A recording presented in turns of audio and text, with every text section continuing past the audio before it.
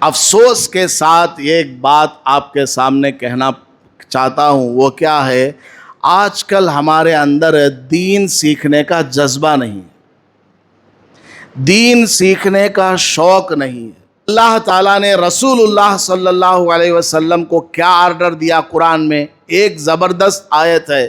اللہ تعالیٰ نے فرمایا بلغ ما انزل الیکا، اے نبی جو کچھ اللہ نے تجھے یعنی میں نے تجھے عطا کیا ہے A to Z لوگوں کے سامنے بیان کر، ایک چیز بھی نہیں چھوڑنا، سب چیز لوگوں کے سامنے بیان کر۔ تو پورا دین لوگوں کے سامنے آنا ہے۔ اب ہم لوگ مختلف قسم کے کام کرتے ہیں، کوئی ڈاکٹر ہے، کوئی انجینئر ہے، کوئی بجلی کا کام کرنے والا ہے، کوئی وکیل ہے، مختلف قسم کے لوگوں کے کام و کاج ہوتے ہیں۔ ہر آدمی کو اس کا کام شریعت کے اعتبار سے کیسے کرنا ہے یہ سیکھنا ضروری ہے۔ تو جتنے یہ کاروبار کرنے والے ہیں ان سب کو ایک جگہ جوڑ کر کے ان میں مفتی حضرات کا بیان ہونا چاہیے، علماء کا بیان ہونا چاہیے کہ تم کو کاروبار کیسے کرنا شریعت کے حساب سے۔ ان کو سیکھنا، ایک چھوٹا نوٹ بک لے کر کے آنا، علماء ان کو ایک چھوٹا آرٹیکل بھی دینا کہ ایسے ایسے کاروبار کرو اور سمجھانا بھی۔ اسی طرح ڈاکٹر سے ان کو علاج کیسے کرنا، عورتیں بھی ان کے پاس آتی ہیں، غریب بھی آتے ہیں، مالدار بھی آتے ہیں، ان کے لیے ایک الگ اجتماع رکھنا۔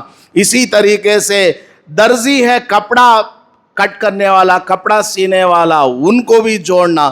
تو جو الگ الگ فیلڈ کے اندر کام کرنے والے ہیں ایسے لوگوں کو ایک جگہ جمع کر کے پروگرامز رکھنا۔ اس سے کیا ہوگا؟ ہر آدمی کو اس کا دین پہنچ جائے گا۔ ٹیلر ہے، اس کے لیے دین کیا آرڈر کیا ہے، ڈاکٹر ہے اس کے لیے دین کا حکم کیا ہے، وکیل ہے اس کے لیے دین کا حکم کیا ہے، کوئی انجینئر ہے، راستہ بنانے والا ہے، اس کے لیے دین کا کیا حکم ہے۔ لیکن افسوس کی بات یہ ہے کہ ہمارے اندر اس طرح کا شوق نہیں ہے، کوئی اس طرح جمع نہیں ہوتے۔ اگر جمع کرنا بھی چاہیں لوگ جمع نہیں ہوتے۔ اگر جمع کرنے کے لیے کوئی آگے بھی بڑھے دوسرے لوگ اسے نکو انہیں چڑھتا ہے اوپر، انہیں بہت زیادہ آگے بڑھ رہا ہے، اسے آگے بڑھنے نہیں دینا، انہیں بس یہیں تک محدود رہنا، انہیں آگے نہیں جانا۔ اس طرح کا لوگوں کا خیال ہے۔ بہرحال امام مالک رحمت اللہ علیہ نے بادشاہ کو آرڈر دیا جتنے بھی لوگ بازاروں میں کاروبار کر رہے ہیں سب کو لے کر آؤ، سب کو جمع کرو، میں ان کے سامنے بیان کروں گا۔ سب کو لایا گیا۔ حضرت امام مالک رحمت اللہ علیہ نے سب کا انٹرویو لیا۔ بول فلاں قرض میں اگر کوئی آدمی سامان لے گا تو کیا کرے گا؟ اگر تجھ سے سامان ایک آدمی لے گیا واپس لا کر تجھے دے دیا تو کیا کرے گا؟ اس طرح مختلف لوگوں سے مختلف باتوں کو پوچھا، سب کا نام نمبر نوٹ کیے اور اس کے بعد میں بیان بھی کیا۔ پھر بادشاہ کے پاس آرڈر بھیج دیا کہ فلاں دکاندار کو مدرسے میں بھیجو، فلاں دکاندار کو مدرسے میں بھیجو، ان میں سے فلاں فلاں کو کاروبار کرنے کے اصول اور ضوابط معلوم نہیں ہے، جب تک یہ مدرسے سے پاس نہ ہو جائیں، ان کا سلیبس یہ سیکھ نہ لے، ان کو بازار میں بیٹھنے مت دینا۔